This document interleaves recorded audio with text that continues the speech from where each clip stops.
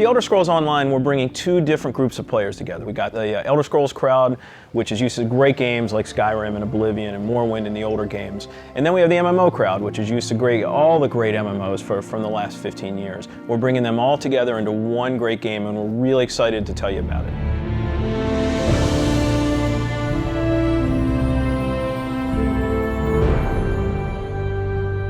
Elder Scrolls Online, everything you need to know about it is right in the name. It's Elder Scrolls, but it's online. And when the team set out, they wanted to create strategic real-time combat. We wanted to create a lot of world immersion. We wanted to create a landscape that was rewarded exploration. But all of that had to be brought together with really great social systems. So Elder Scrolls Online, it's set 1,000 years before Skyrim.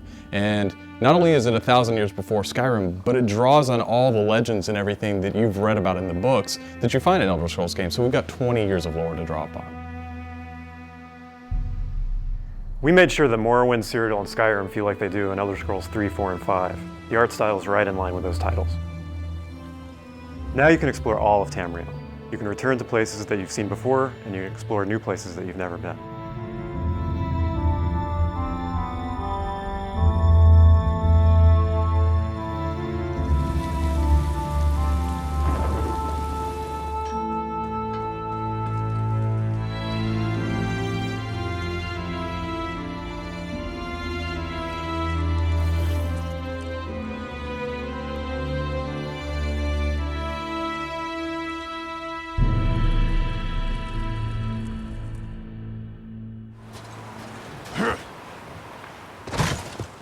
This is an Elder Scrolls combat system.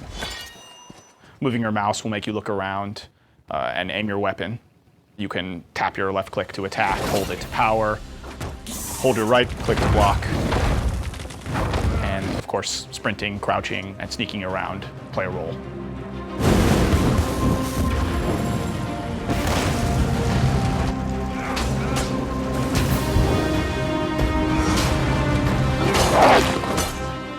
All of our characters are designed so that hundreds of them can be on screen at one time.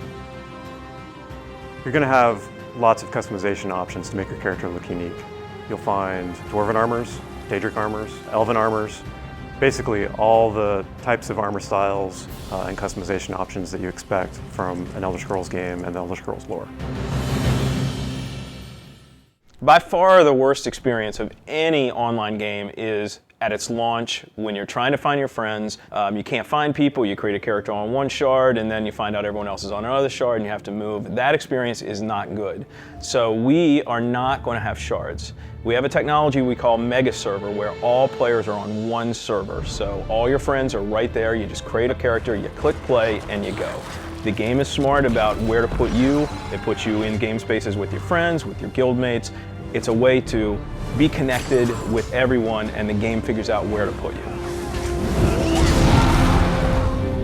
So with Elder Scrolls Online, one of the big things is that you'll be able to get together with your friends and overcome obstacles. So things like public dungeons, heroic dungeons, but most importantly, when you participate with your friends or even just with strangers, you're not competing for resources. You're all working together to overcome something, and you get equal credit for that. As a player, you're able to start off by picking one of 9 races. You'll be able to pick a class, so that's just the start though. From there, all of the choices you make with quests, all of the choices you make in which abilities you choose, which weapons you use, which armor you use, really help make your character stand out in the world. The basis for the customization system in Elder Scrolls Online is that you can use whatever weapon or armor type you actually want to use.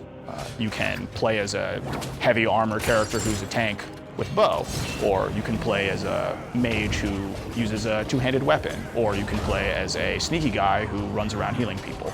Sort of the combination that you selected out of what armor type you use, what weapon type you use, and what class you use really creates a unique character experience for you. One of the things you're going to be able to do that's going to make you stand out is you have perks. For instance, perks allow you to become a werewolf or a vampire, or maybe even have special pets. But it's not just about that. There are other things like how you increase your stamina, how you increase your magic, or how you increase your health that really take you from your initial class choice, and it makes you stand out because you're saying these are the things that are important to me. This is the way I want to play. This is the role I want to take in combat.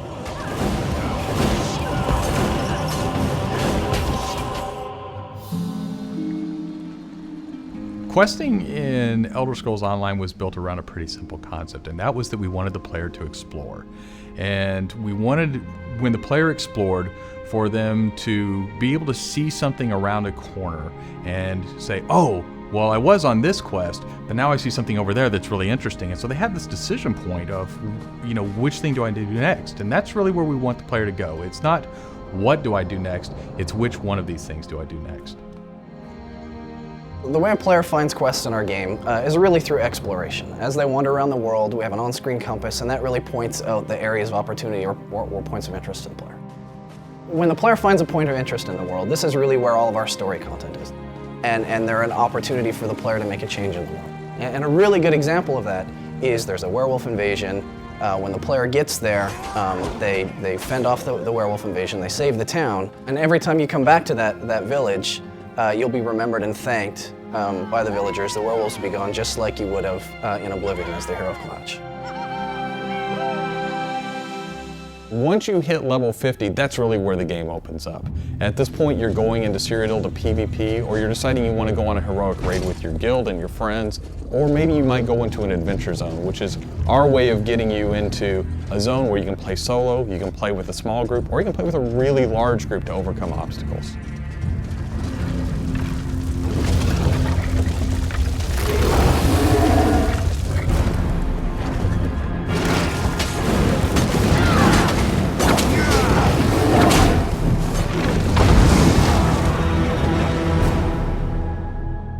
PvP in Elder Scrolls Online is focused around taking various structures in Cyrodiil.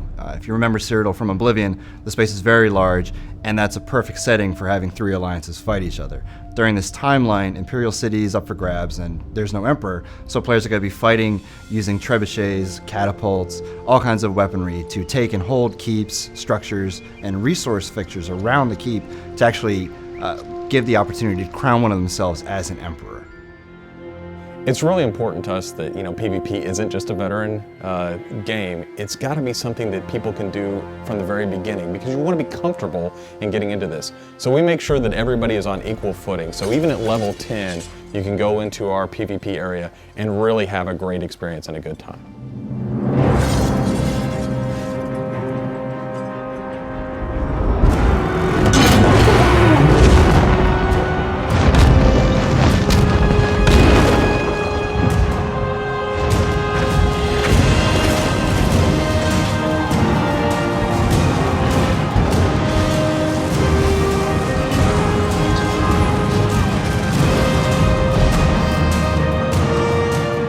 With a game the size of the Elder Scrolls Online, it's really hard to, in one demo, one presentation, one video, to list everything about the game.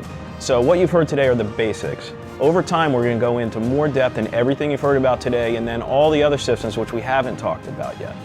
All these elements are going to come together and make Elder Scrolls Online the next great online RPG.